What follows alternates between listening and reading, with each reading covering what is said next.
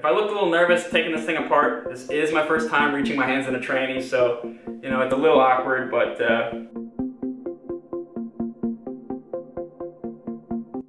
what's up YouTube, Crafting Cars here, happy Tuesday. Now in today's video, we're actually not going to be working on the B16 motor here. For those that are new, the past like 7 episodes have all been tearing apart this B16, and I kind of made a whole build series out of it. But now it's to the point where it's all the way torn down and we're waiting on some parts.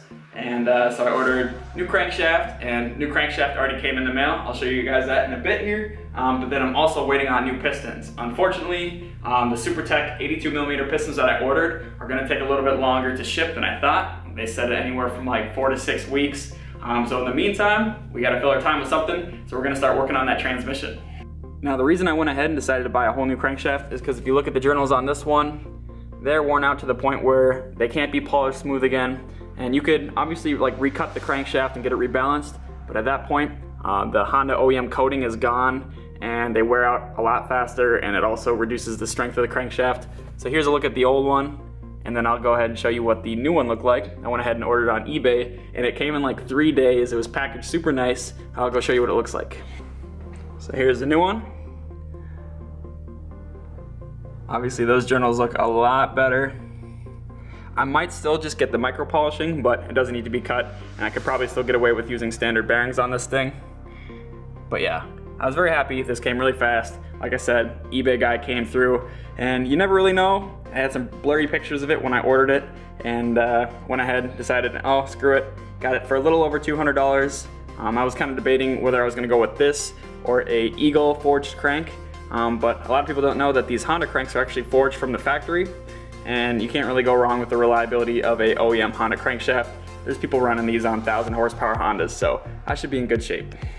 So I just thought I'd give you guys an update on that B16 motor for those of you who are following that build. But today we're really gonna be focusing on this transmission here. This is a Integra GSR transmission. It's a hydro trans, but it's USDM, which means it does not have a limited slip differential in it. But that's all right, because we're planning on changing that. I already picked up an Integra Type R limited slip differential. And then I also want to upgrade the 5th gear, or I don't know if you call it an upgrade, it's more of a downgrade. I want to put a Integra LS 5th gear and counter gear in there, just so it lowers my RPM for when I'm cruising down the highway. Because otherwise it gets kind of droney in the car, so we're going to be swapping that out. But first things first, got to tear it apart. I've never actually torn one of these apart, but there's a lot of good videos on YouTube, and there's a lot of good write-ups on the Honda Tech website on how to do it. So I got all the tools I need, so let's get right into it.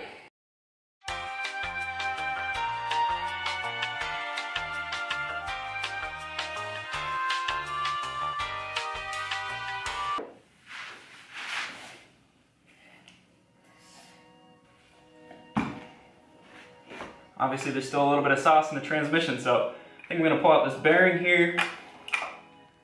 Simple enough. This fork comes right out. Don't need a YouTube tutorial for that.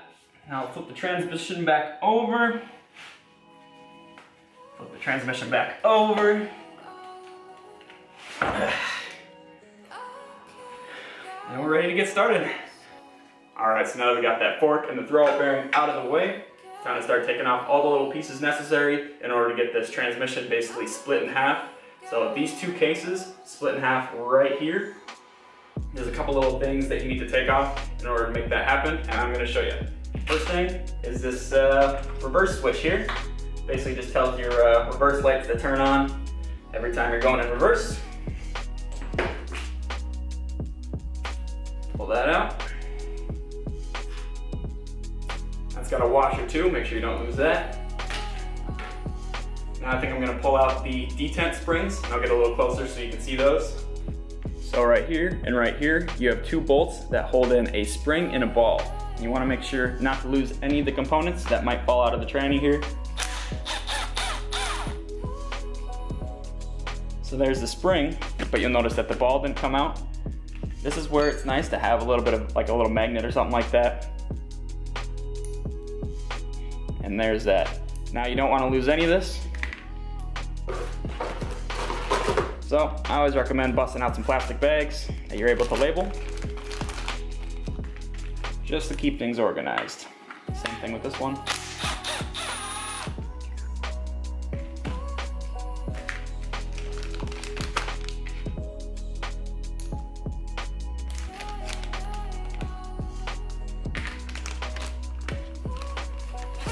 So that step's done. Next thing we gotta do is take out this plug right here. Basically, all you gotta do is take your 1/2-inch ratchet, stick it in the square there, get it good and deep, and then just kind of break it free.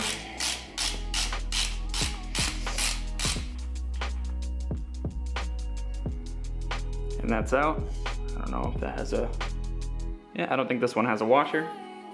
Almost forgot, gotta remove this bolt right here, which sits on the top of the transmission, underneath where the bracket usually sits. This is the reverse idler bolt. Oh, she's tight.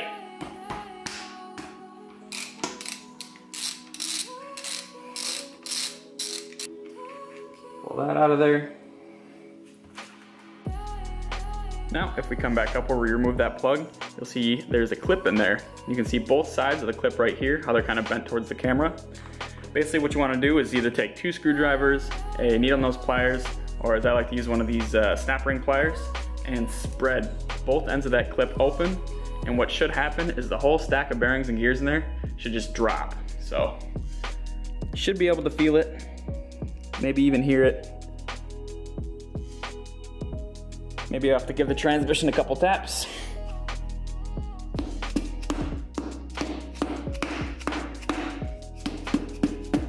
Come on.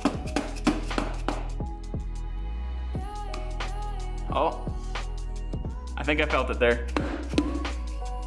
All right, I think we got it out of the slot. See how they're just kind of staying nice and spread wide there? I think that's a good sign. Yep, we're out of the slot.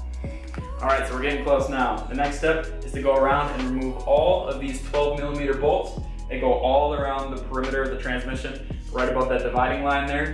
And I think there's 17 total of them. So I'm gonna start removing them with the impact gun.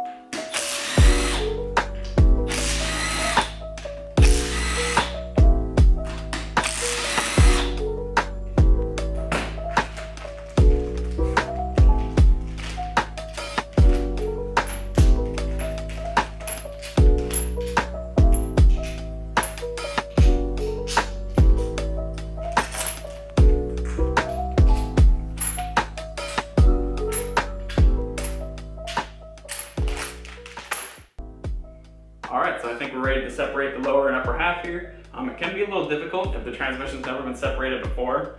The factory Honda Bond sealant that holds the 2 pieces together almost acts like a glue. It's really, really tough stuff, but luckily Honda provides you with a couple slots where you can stick in some pry tools and you just kind of work your way around, splitting them open and trying your best not to damage anything, because this is aluminum at the end of the day. So that's exactly what we're going to do. We're going to start prying this up.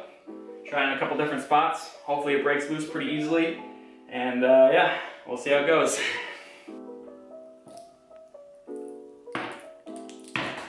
There we go.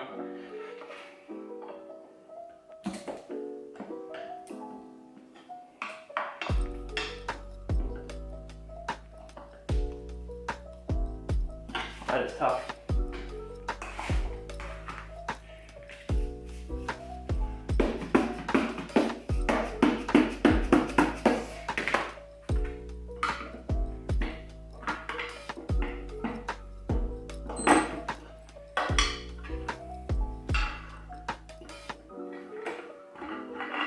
All right, seems to be separated.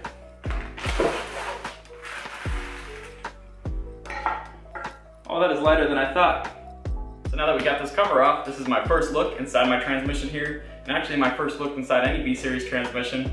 All I recognize really is the differential and the main and the countershaft, and maybe like the shift selector, but I don't know too much about these transmissions yet, but I'm excited to learn, and I'm gonna kind of have to learn as I replace components in here.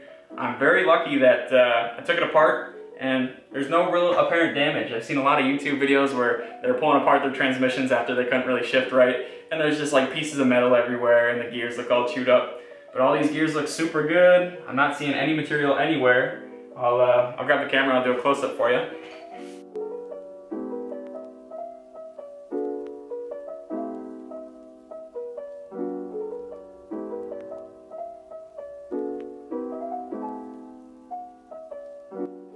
So if you saw anything in those shots that looked like abnormal or worn or out of place or anything, please let me know in the comments down below. One weird thing that I noticed was there's some like blue paint marker in a couple of spots here, so I wonder if that was, if this thing's ever been rebuilt, or if that's what they used at the Honda factory when they assembled this thing.